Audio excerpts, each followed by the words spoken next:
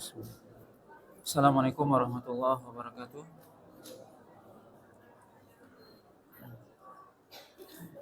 Innal hamdalillah nahmaduhu wa nasta'inuhu wa nastaghfiruh wa na'udzu billahi min shururi anfusina wa sayyiati a'malina. May yahdihillahu fala mudhillalah wa may yudlil fala hadiyalah. Asyhadu an la ilaha illallah wahdahu la syarikalah wa asyhadu anna Muhammadan abduhu wa rasuluh alladzi la rasula wa la nabiyya ba'dah. Ya ayyuhalladzina amanu taqullaha haqqa tuqatih wa la tamutunna illa wa antum muslimun. Amma ba'd. Bapak dan Ibu kaum muslimin dan kaum muslimat yang dirahmati oleh Allah Subhanahu wa taala. Pada malam hari ini kita lanjutkan pembahasan dari tafsir, di mana pada malam hari ini kita akan memulai dari pembahasan tafsir surah Yunus, di mana surah Yunus merupakan surah Makkiyah, yaitu surah yang Allah turunkan sebelum Rasulullah SAW hijrah ke Madinah. Allah SWT berfirman dalam surah yang mulia ini, A'udzu billahi minasyaitonir rajim. Alif lam ra, tilka ayatul kitabil hakim. Alif lam ra yaitu huruf yang Allah mulai beberapa surat dengannya, alif lam ra ataupun alif lam mim dan sebagainya, yang mana para ahli tafsir menyebutkan bahwasanya huruf tersebut tidak memiliki makna tertentu, tetapi huruf itu disebutkan oleh Allah SWT untuk mengingatkan kepada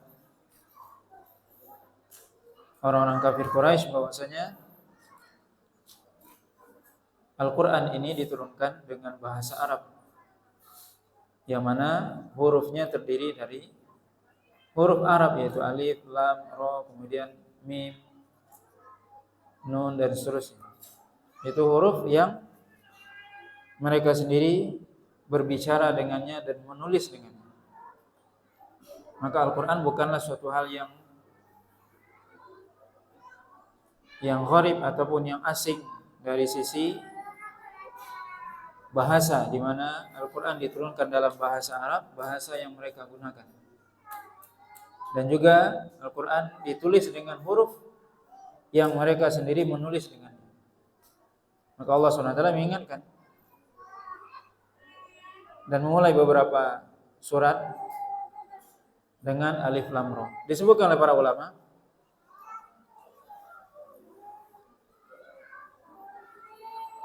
faedah bahwasanya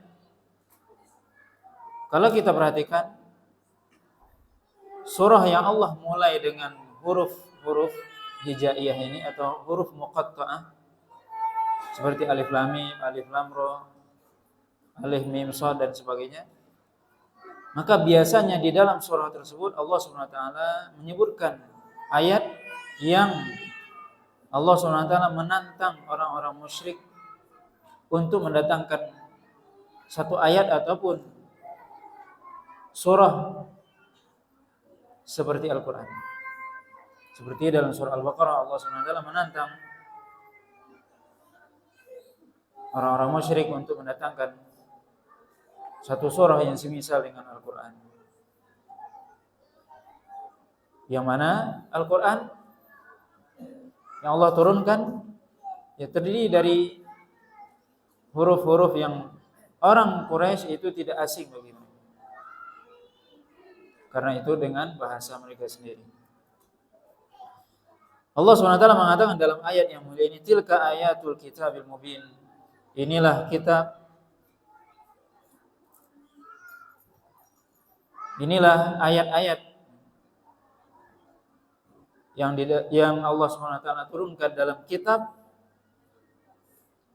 Al-Hakim, yang penuh hikmah. Disebutkan oleh Abdullah bin Abbas bahwasanya hadhil ayatul Quran al-muhkam al-mubayyin. Ini disebutkan oleh Imam Mujahid bahwasanya inilah ayat-ayat Al-Qur'an yang muhkam, yaitu ayat yang jelas, mubin, ya, yang jelas, yang tidak ada di dalamnya kesamaran. Maka yang masuk dengan kitab di sini adalah Al-Qur'an. Tilka ayat Al-Kitab. Inilah ayat-ayat dari Alkitab, yaitu Al-Quran Al-Hakim, di mana Allah SWT mensifati Al-Quran dalam surah yang mulia ini dengan Al-Hakim. Ini salah satu sifat Al-Quran. Al-Hakim yang disebutkan oleh para ulama, di antara makna Al-Hakim yaitu di dalamnya ada hukum, di mana Allah SWT menjelaskan di dalam Al-Quran hukum-hukum syariat, yang mana hukum tersebut berupa perintah dan larangan. Juga Al-Hakim di dalamnya hikmah, yaitu di mana Allah SWT menyebutkan di dalam Al-Quran rahasia-rahasia dari penciptaan Allah SWT. Allah SWT menciptakan alam semesta ini, langit dan bumi, semuanya penuh hikmah. Di dalamnya ada faedah dan tidak ada di dalamnya sesuatu yang sia-sia. Dan Allah SWT meletakkan itu pada tempatnya, artinya menciptakan itu dengan penuh kebaikan, ataupun menciptakan hal tersebut tanpa ada sedikit pun kekurangan. Maka Allah SWT mengatakan, tilka ayatul kitab al-hakim, inilah ayat-ayat dari kitab yang penuh hikmah dan juga penuh di dalamnya hukum-hukum syariat. Akana lin-nasi ajaban an auhayna ila rajulin minhum an anzirin nasa wa basyiril ladina amanu anna lahum qadama sidqin inda rabbihim qala al-kafiruna inna hadza lasahirun mubin. Apakah manusia merasa aneh ketika kami wahyukan kepada salah seorang di antara mereka, yaitu Allah SWT mengatakan, apakah manusia merasa aneh? Manusia di sini umum, termasuk tentunya manusia sebelum orang-orang kafir Quraisy atau sebelum Rasulullah SAW diutus. Apakah manusia merasa aneh ketika kami wahyukan kepada salah seorang laki-laki di antara mereka, di mana Allah SWT mengutus kepada setiap kaum Rasul, walaqad ba'atsna fi kulli ummatin rasulan, bahwasanya kami telah mengutus kepada setiap kaum seorang Rasul dari kalangan mereka sendiri.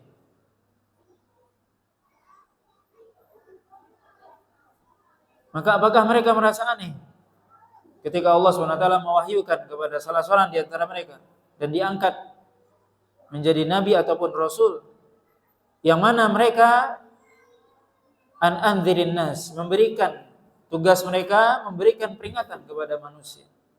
Ini tugas para nabi dan rasul, memberikan peringatan kepada manusia.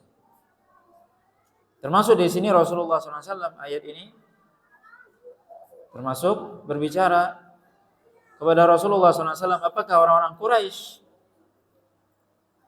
itu merasa aneh ketika Allah SWT mengangkat Rasulullah SAW menjadi Rasul yang memberikan peringatan kepada mereka, di mana Rasulullah SAW mengumpulkan orang-orang kafir Quraisy, kemudian berikan peringatan kepada mereka, kemudian mereka merasa aneh. Apakah untuk ini kami dikumpulkan? Atau mereka mengatakan alihada jama'tana, apakah untuk ini kami dikumpulkan, aja'alal alihata ilahan wahid, apakah engkau menjadikan Tuhan itu cuma satu, sembahan itu cuma satu? Maka ini inna hadza la syai'un ujab. Mereka mengatakan bahwasanya ini suatu hal yang aneh. Maka Rasul tugasnya adalah memberikan peringatan. Rasulullah SAW mengatakan,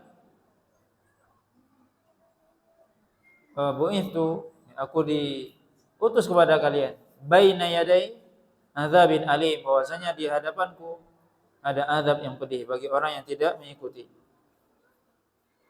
Wa basyiril ladzina amanu anna lahum qadama sidqin inda rabbihim, maka beri kabar gembiralah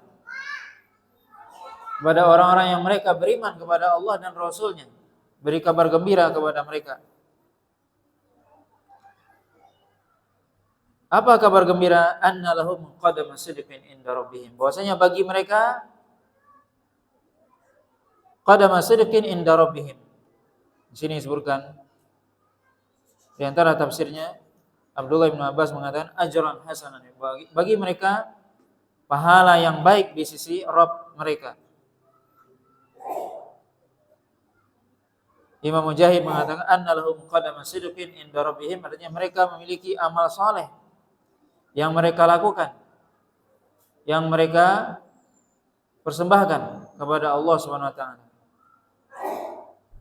Maka beri kabar gembira kepada orang-orang beriman yang mereka beramal saleh dan mereka akan mendapatkan balasan atas amal perbuatan tersebut di sisi Rabb-nya, di sisi Rabb mereka. Qala al-kafiruna inna hadza la sahirun mubin. Orang-orang kafir mengatakan bahwasanya ini adalah sihir yang jelas. Maka mereka mengatakan bahwasanya Rasulullah SAW tukang sihir. Ini salah satu celaan atau dusta yang dibuat oleh orang-orang Quraisy, yang mana mereka menuduh Nabi sebagai sahir, yaitu tukang sihir. Sebagaimana juga Nabi Musa itu dituduh sebagai tukang sihir. Inna hadza la sahirun alim. Ini adalah tukang sihir yang berilmu, kata Fir'aun menuduh Nabi Musa sebagai tukang sihir yang berilmu. Ketika Nabi Musa memperlihatkan mukjizat di hadapan Fir'aun, orang-orang kafir Quraisy ketika Rasulullah SAW membacakan Al-Quran, maka mereka mengatakan inna hadza la sahirun mubin. Ini adalah sihir yang nyata. Nabi dituduh sebagai tukang sihir dan juga mereka mengatakan Al-Quran seperti sihir. Yang mana salah seorang dari pemuka Quraisy, salah seorang dari orang yang dia ahli dalam sihir atau ahli juga dalam, bukan sihir tapi dalam syair Arab,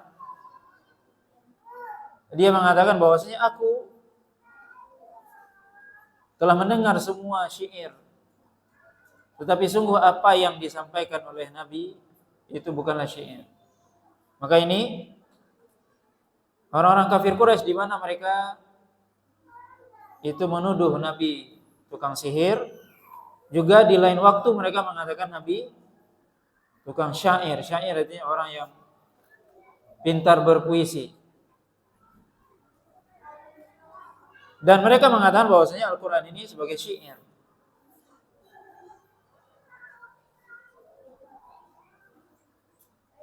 Dan ini adalah tuduhan yang sangat nyata dan sebuah tuduhan yang sangat bohong. Bahwasanya Al-Quran, kata Allah Subhanahu wa taala, tilka ayatul kitabil hakim, bahwasanya Al-Quran ini ayat-ayat dari kitab yang penuh hikmah dan penuh hukum. Bukanlah sihir, bukanlah syair.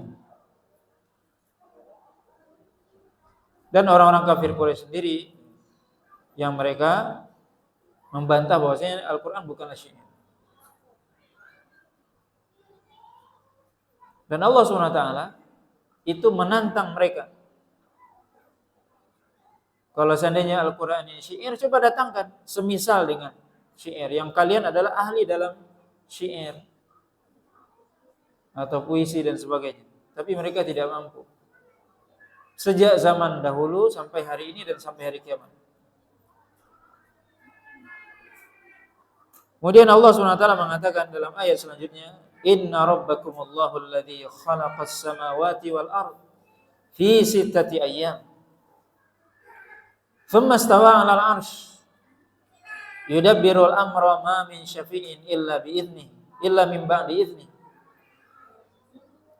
Dzalikumullahu rabbukum fa'buduhu afala tadhakkarun.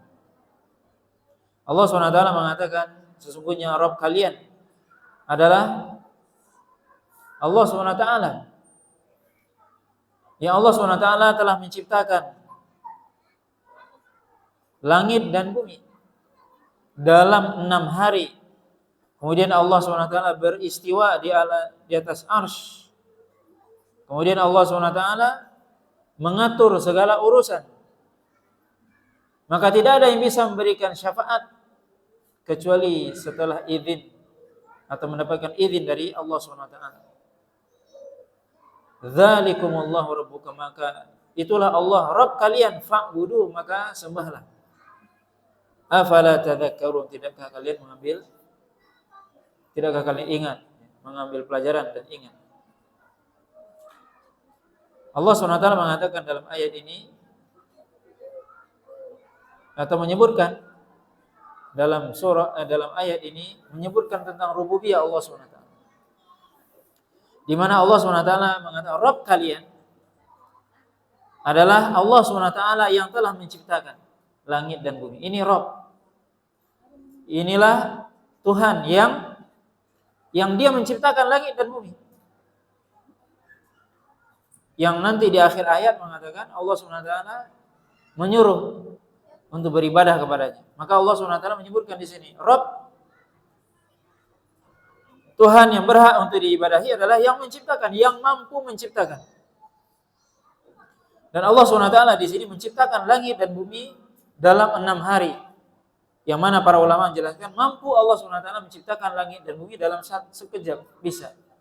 Tapi Allah SWT menciptakan langit dan bumi dalam 6 hari. Itu ada hikmahnya, di mana Allah SWT ingin mengajarkan kepada manusia bahwasanya sesuatu itu ada waktunya atau tahapannya dan sebagainya. Tapi mampukah Allah menciptakan langit dan bumi dan seluruh alam ini dalam satu waktu? Bisa. Tidak ada yang sulit bagi Allah SWT. Kemudian Allah SWT istawa 'alal arsy. Allah SWT setelah menciptakan langit dan bumi dalam 6 hari. Kemudian Allah SWT istawa 'alal arsy.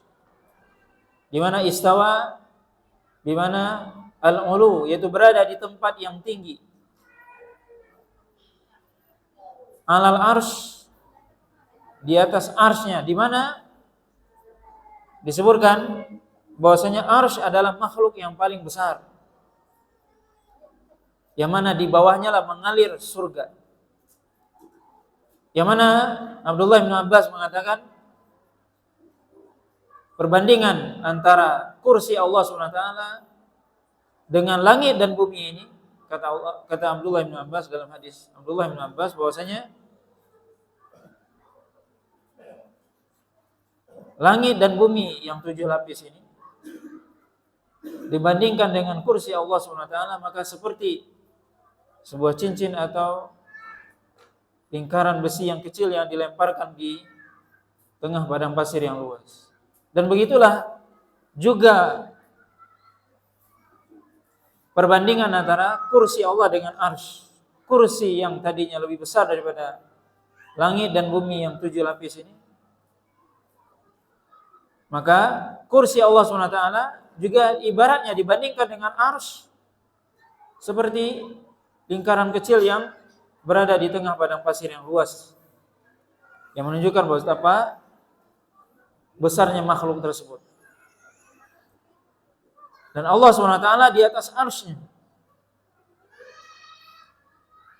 Allah SWT di atas arsy berarti, yang perlu dipahami, bukan berarti seperti kita berada di atas kursi dan sebagainya, bukan begitu.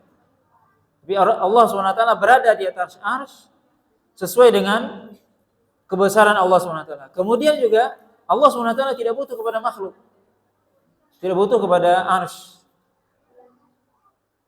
Maka jangan kita membandingkan atau membayangkan seperti kita.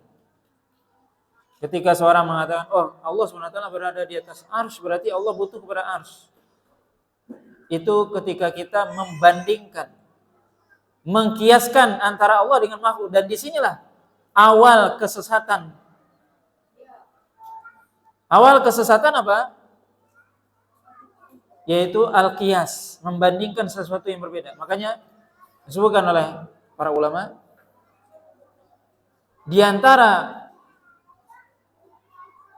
bentuk seseorang bisa tersesat dan jatuh pada syubhat atau pemikiran yang menyimpang, di mana seseorang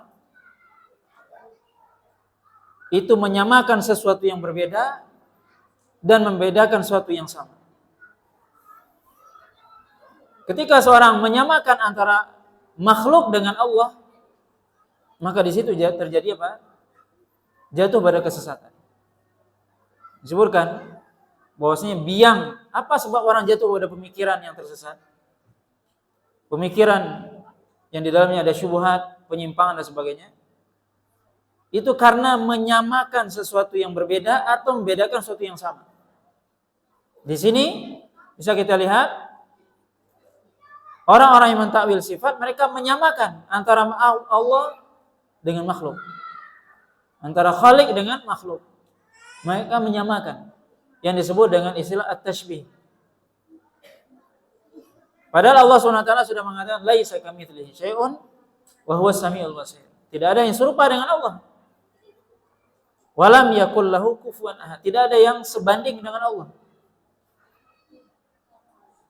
Maka tidak bisa kita ketika kita membaca ayat-ayat seperti ini, ayat-ayat yang berkaitan dengan nama dan sifat Allah SWT, ini sifat Allah, istiwa alal arsy, itu kita membandingkan, membayangkan itu dengan kita.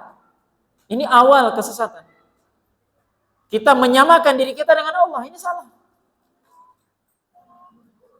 Menyamakan antara Khalik dengan makhluk, ini awalnya. Sehingga mereka ketika menyamakan itu, enggak mungkin ini. Akhirnya mereka mentakwil ayat-ayat sifat. Mereka jatuh kepada jurang 2 kali. Menyamakan Allah kemudian ditakwil. Ini. Maka Allah SWT dengan jelas di sini tsumma stawa 'alal arsy. Maka kewajiban kita ketika membaca ayat-ayat berkaitan dengan sifat Allah, bahwasanya kita beriman dengannya. Beriman dengan ayat tersebut dan kita memahami maknanya, bahwasanya istiwa bimana ala wartafa'a, kata para ulama. Yaitu berada di tempat yang tinggi. Bukan berarti istiwa itu seperti kita duduk di atas kursi seperti ini, bukan begitu. Tapi berada di tempat yang tinggi. Dan kita katakan bahwasanya kita tidak bisa membandingkan. Dan tidak boleh menyamakan, mengkiaskan antara apa? Antara Khalik dengan makhluk. Bahkan dengan sesama makhluk pun tidak bisa kita menyamakan. Dan itulah, coba kita lihat, iblis diusir dari surga. Tersesat dia karena menyamakan, karena mengkiaskan. Yaitu menyamakan apa? Dia ketika dia mengatakan ana khairun minhu, khalaqtani min nar wa khalaqtahu min tin. Aku lebih baik daripada Adam, ketika Allah SWT menyuruh iblis untuk sujud kepada Nabi Adam. Dia enggak mau. Kenapa? Ana khairum minhu, saya lebih baik daripada dia. Kemudian dia mengatakan apa? Khalaqtani min nar wa khalaqtahu min tin. Aku diciptakan dari api sedangkan dia dari tanah. Ini syubhat. Maka syubhat, kata para ulama, menyamakan sesuatu yang berbeda Ini dia menyamakan sesuatu yang berbeda atau membedakan sesuatu yang sama. Di sini ketika kita berbicara tentang ayat-ayat sifat, maka kita tidak bisa menyamakan dan tidak bisa kita membayangkan dan tidak boleh membayangkan. Kenapa tidak bisa membayangkan? Karena akal kita terbatas. Allah SWT menciptakan kita. Dan Allah SWT memberikan kepada kita penglihatan, pendengaran. Penglihatan kita terbatas, sangat terbatas.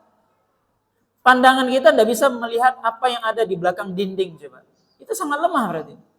Pendengaran kita itu tidak bisa mendengar apa yang di luar masjid ini misalnya. Sangat lemah dan terbatas. Kemudian kita ingin membayangkan Allah SWT, enggak mungkin. Maka disebutkan oleh para ulama, alam yang Allah SWT menciptakan kita, membekali kita dengan penglihatan, kemudian pendengaran, termasuk akal, sangat terbatas kemampuannya. Tidak bisa menangkap yang gaib. Kalau kita tanya sekarang, mana yang lebih banyak atau yang lebih luas, alam nyata atau alam gaib? Mana yang lebih luas? Kira-kira lebih luas alam gaib. Alam yang tidak bisa kita tangkap dengan indera kita itu lebih jauh, lebih luas. Kita belum mampu menembus langit. Mana langit? Bisa enggak kita lihat? Langit kedua, ketiga, 1, 2, 3, belum, enggak bisa. Alam yang gaib jauh lebih luas, jauh dan jauh lebih luas daripada alam nyata yang kita lihat ini. Maka akal kita enggak bisa menembus itu. Maka akal itu hendaknya juga, ini juga disebutkan para ulama bahwasanya seorang jatuh pada perbuatan penyimpangan karena dia berusaha untuk menembus alam gaib dengan akalnya. Itu enggak bisa. Alam gaib enggak bisa ditembus dengan akal. Akal kita terbatas. Apa yang kita lihat? Apa yang kita bayangkan dengan akal kita? Itu yang kita lihat saja. Dan itu sangat terbatas. Alam malaikat kita tidak bisa lihat. Kita tidak bisa merasakan. Alam jin,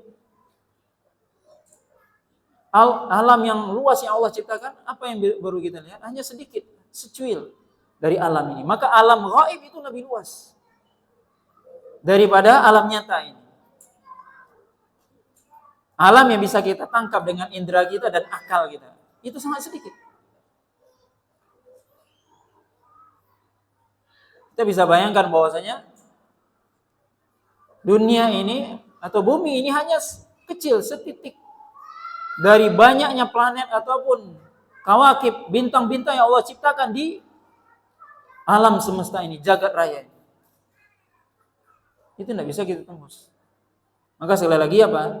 Ketika kita bicara tentang hal berkaitan dengan nama dan sifat Allah, maka hendaknya kita, akal kita tunduk.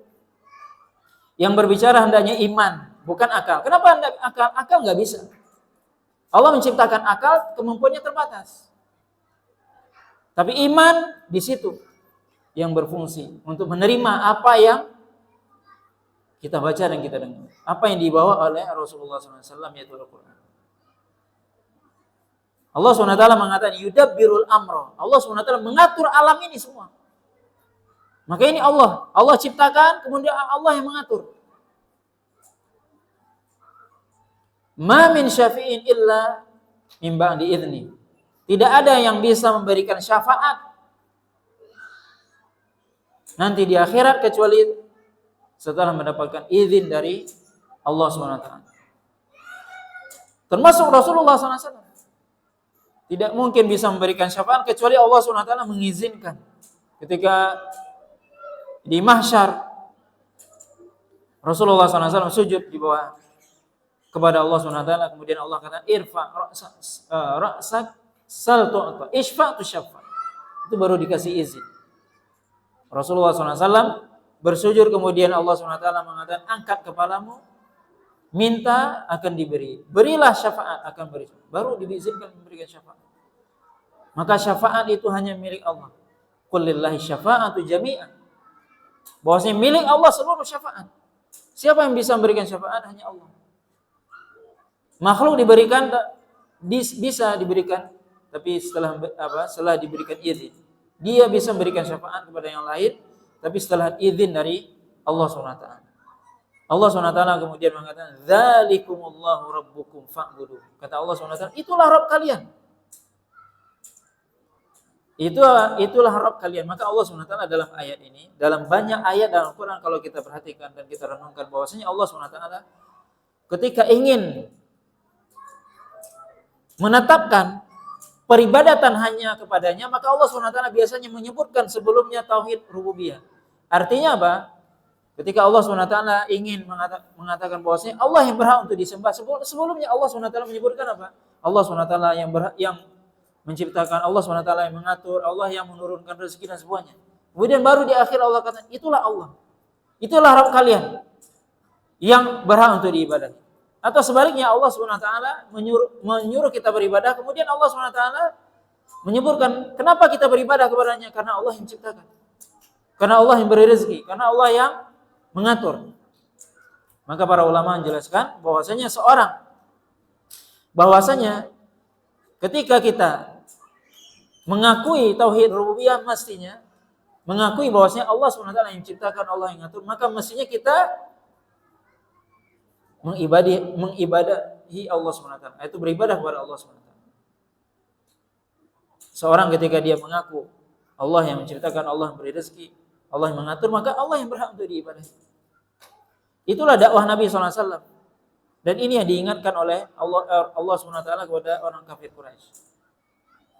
Bahwasanya Allah yang menciptakan, dan mereka tahu. Wala in sa'altahum man khalaqas samawati wal ard la yaqulunna Allah. Kalau Anda bertanya kepada mereka, siapa yang menciptakan langit dan bumi, maka mereka mengatakan Allah SWT. Orang-orang kafir Quraisy mengetahui itu. Mereka mengakui bahwasanya Allah SWT yang menciptakan langit dan bumi, Allah SWT yang menciptakan mereka. Allah yang mengatur ini semua. Maka kata Allah SWT, karena Allah yang menciptakan, maka berhak Allah untuk diibadahi. Maka mengapa kalian tidak beribadah kepadanya? Mengapa kalian beribadah kepada selainnya? Maka mestinya orang yang mengakui tauhid rububiyah, mestinya dia mengakui tauhid uluhiyah. Maksudnya seorang yang dia mengakui Allah yang menciptakan, mestinya dia menyembah kepada Allah. Kenapa? Karena yang berhak disembah itu yang menciptakan, yang memiliki kekuasaan, yang memiliki kekuatan. Ini yang Allah SWT ingatkan. Dan ini menunjukkan bahwasanya seluruh manusia secara fitrah itu mengakui bahwasanya Allah SWT yang menciptakan. Itu fitrah manusia. Mereka tahu bahwasanya Allah yang menciptakan. Maka walaupun ada orang yang mengatakan mereka berpemahaman ateis, tidak percaya kepada adanya Tuhan, itu hanya lisan. Tapi hakikatnya fitrah mereka, hati kecil mereka mengatakan ada yang menciptakan. Enggak mungkin alam ini begitu teratur, begitu bagus dan indah, tidak ada yang menciptakan. Enggak mungkin. Itu secara akal sehat manusia bertentangan. Kita bisa lihat masjid ini begitu berdiri dengan kokohnya, tidak mungkin tidak ada yang menciptakan. Kalau ada orang mengatakan ini masjid ada begitu saja, langsung ada begitu saja, mungkin kita akan mengatakan kamu ini orang gila. Kenapa? Tidak mungkin masjid ini ada begitu. Pasti ada yang membangunnya. Ini masjid, bangunan. Itu naluri manusia, akal sehat manusia. Tidak mungkin ini ada begitu saja. Pasti ada yang menciptakan. Begitu. Bagaimana dengan alam semesta ini yang begitu hebatnya? Tidak mungkin tidak ada yang menciptakan. Maka tauhid rububiyah, yaitu keyakinan bahwasanya adanya sang pencipta, itu adalah suatu hal yang Allah berikan kepada setiap makhluk, kepada manusia. Mereka tahu bahwasanya ada yang menciptakan. Tapi mungkin karena mereka mu'anid, artinya mereka mengingkari, baik itu dengan lisannya dan sebagainya. Tapi mereka sebenarnya diberikan oleh Allah SWT fitrah, bahwasanya ada yang menciptakan. Maka Allah SWT di sini mengingatkan, Allah SWT yang menciptakan langit dan bumi. Allah SWT istiwa, maka Allah yang berhak untuk diibadahi. Dzalikumullahu rabbukum fa'budu. Maka ini juga menunjukkan bahwasanya ketika seorang mengakui bahwasanya Allah yang berhak diibadahi, Allah SWT yang ciptakan, Allah yang beri rezeki, maka itu tidak memasukkan dia ke dalam Islam. Belum memasukkan dia ke dalam Islam. Kenapa? Karena iblis tahu. Iblis saja tahu bahwasanya Allah yang ciptakan dia. Khalaqtani min nar, kata dia. Engkau ciptakan aku dari api. Iblis tahu dia. Siapa yang menciptakan dia? Allah. Tapi tidak membuat dia masuk ke dalam Islam, tidak membuat dia masuk ke dalam surga, justru dia diusir dari surga. Kenapa? Karena dia tidak mentaati perintah. Maka sangat keliru ketika orang mengartikan kalimat tauhid la ilaha illallah, diartikan apa? Tidak ada Tuhan atau tidak ada sang pencipta kecuali Allah. Ini tidak benar, tidak, keliru. Ketika dia mengartikan kalimat tauhid, kalimat la ilaha illallah dengan la khaliqa illallah, katanya. Yaitu tidak ada sang pencipta kecuali Allah. Ini adalah penafsiran yang batil, yang salah, yang keliru. Kalau seandainya la ilaha illallah itu la khaliqa illallah, iblis masuk Islam berarti. Iblis berarti masuk surga. Fir'aun berarti masuk. Kenapa? Mereka tahu semua. Bahwasanya yang menciptakan alam ini, yang menciptakan mereka adalah Allah. Tahu. Maka la ilaha illallah, kalimat tauhid itu mestinya bukan la khaliqa illallah, tapi la ma'bud bihaqqin illallah, bahwasanya tidak ada yang berhak diibadahi dengan benar kecuali hanya Allah semata. Allah yang berhak untuk diibadahi. Ini yang benar pemahaman atau penafsiran. Maka Allah SWT dalam hal ini, dalam banyak ayat, ya terutama kalau kita akan berbicara dengan surah Yunus, ya, yang di dalamnya adalah surat Makkiyah, kita akan baca nanti ayat-ayat yang berbicara banyak berkaitan dengan rububiyah Allah SWT, kemudian takrir untuk menetapkan uluhiyah Allah SWT. Allah SWT menciptakan, Allah memberi rezeki. Kemudian kata Allah, itulah yang berhak disembah. Allah SWT menyebutkan, mengingatkan orang-orang kafir Quraisy tentang rububiyah Allah SWT, bahwasanya Allah yang Maha Kuasa atas segala sesuatu. Kemudian Allah SWT setelah itu menyebutkan Allah yang berhak diibadahi. Karena Allah yang menciptakan, Allah yang memberi rezeki, Allah yang mengatur. Seperti ayat ini. Allah SWT katakan, dzalikumullahu rabbukum fa'budu. Allah SWT yang menciptakan, itulah Rabb kalian, maka fa'budu. Maka sembahlah. Maka ibadahlah kepada Allah SWT. Afala tadhakkarun, tidakkah kalian ingat? Tidakkah kalian ingat atau tidakkah kalian mengambil pelajaran darinya? Kemudian Allah SWT mengatakan dalam ayat selanjutnya, ilaihi marji'ukum jami'an. Allah SWT mengingatkan. Ini juga mengingatkan apa? Kepada Allah lah kalian semua akan dikembalikan. Ini Allah SWT mengingatkan tentang hari kiamat. Yang mana hari kiamat termasuk apa? Rububiyah Allah SWT. Bahwasanya Allah SWT sudah menetapkan adanya hari kiamat dan Allah SWT akan membalas segala perbuatan. Ini rububiyah Allah SWT. Ini perbuatan Allah. Ilaihi marji'ukum jami'a. Kepada Allah Subhanahu wa ta'ala kalian semua akan dikembalikan. Wa'dallahi haqqan. Bahwasanya ini adalah janji Allah yang benar, yang pasti. Pasti akan terjadi. Innahu yabda'ul khalqa tsumma yu'idu. Dialah yang memulai penciptaan, kemudian dialah yang kemudian mengembalikan lagi penciptaan. Allah SWT mengingatkan dalam hal ini apa? Bahwasanya akan ada hari kebangkitan, akan ada hari kiamat. Bahwasanya kita semua diciptakan oleh Allah SWT, kemudian dimatikan, kemudian akan dibangkitkan kembali. Dan itu tidak ada yang sulit bagi Allah. Maka ini bagi orang-orang yang mereka beranggapan bahwasanya tidak ada kebangkitan. Padahal Allah SWT dalam ayat ini mengatakan kalian semua akan dibangkitkan. Allah SWT mengatakan dalam ayat yang lain, wa huwa alladzi yabda'ul khalqa tsumma yu'idu wa huwa ahwanu alaihi. Dialah Allah SWT yang memulai penciptaan, kemudian Allah SWT mengembalikan penciptaan itu, dan itu lebih mudah. menciptakan sesuatu dari tidak ada, kemudian dibandingkan dengan menciptakan sesuatu dari yang ada, yaitu menghidupkan kembali. Mana yang lebih mudah? Menghidupkan kembali lebih mudah daripada menciptakan dari yang tidak ada. Kata Allah SWT, wa huwa ahwanu alaih. Artinya apa? Membangkitkan manusia lebih mudah daripada menciptakan dari awal. Dan bukan berarti menciptakan itu sulit bagi Allah, tidak. Tapi Allah SWT ingin memberikan sebuah perbandingan bahwasanya kalau Allah SWT menciptakan saja dari tidak ada menjadi ada bisa, maka membangkitkan yang dasarnya sudah ada lebih gampang. Wa huwa ahwanu alaihi, kata Allah SWT dalam ayat yang lain. Allah SWT katakan, buat apa dibangkitkan? Liyajziyal ladzina amanu wa amilus shalihat bil qist. Agar Allah SWT memberikan balasan kepada orang yang beriman dan beramal soleh dengan balasan yang adil. Walladzina kafaru lahum syarabun min hamimin wa adzabun alimun bima kanu yakfurun. Adapun dan orang-orang yang kafir kepada Allah SWT, maka bagi mereka minuman yang sangat panas, lebih panas dari minuman kita, panasnya apa di dunia ini.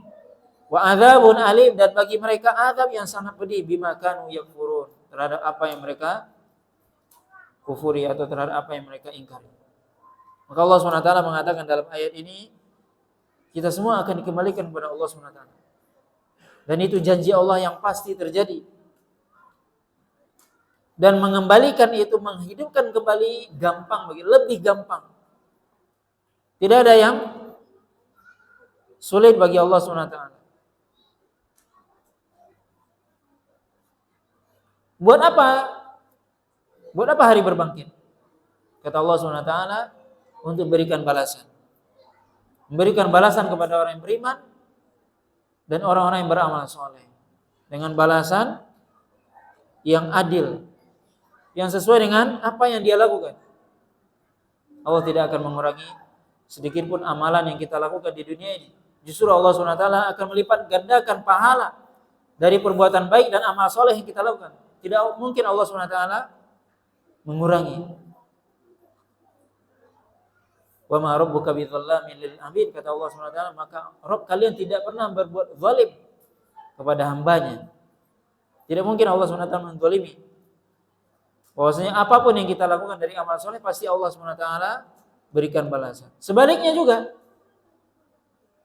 Allah SWT akan berikan balasan kepada orang-orang kafir. Dengan apa? Di sini disebutkan syarabun min hamim, yaitu minuman dari air yang sangat panas dari neraka, naudzubillah. Wa adzabun alim, dan juga azab yang sangat pedih yang kita semua tidak bisa membayangkannya. Kenapa diberikan balasan seperti itu? Bima kanu yakfurun, terhadap apa yang mereka ingkari. Maka Allah SWT dalam ayat yang mulia ini memberikan sebuah janji dan ancaman. Janji, Allah SWT mengatakan kalian akan dibangkitkan. Itu janji. Kalian akan diberikan balasan yang baik, itu janji. Ancaman, Allah SWT akan membalasi orang yang kufur kepadanya dengan azab yang pedih. Itu ancaman. Maka ini Al-Quran. Kalau kita baca Al-Quran, maka selalu Al-Quran menggandengkan, mengiringkan wa'dun wal wa'in, artinya janji dan ancaman. Janji yang baik atau balasan yang baik kepada orang yang beriman dan beramal saleh. Sebaliknya juga Allah SWT memberikan ancaman kepada orang-orang yang kufur kepadanya dengan nerakanya. Nah, wallahu ta'ala, mungkin ini yang bisa kita sampaikan pada malam hari ini, mudah-mudahan bermanfaat. Wallahu ta'ala alam, subhanakallah wa bihamdika, asyhadu an la ilaha illa anta, astaghfiruka wa atubu ilaik, wa sallallahu ala nabiyyina Muhammadin wa ala alihi wa sahbihi wa sallam. Wassalamualaikum warahmatullahi wabarakatuh.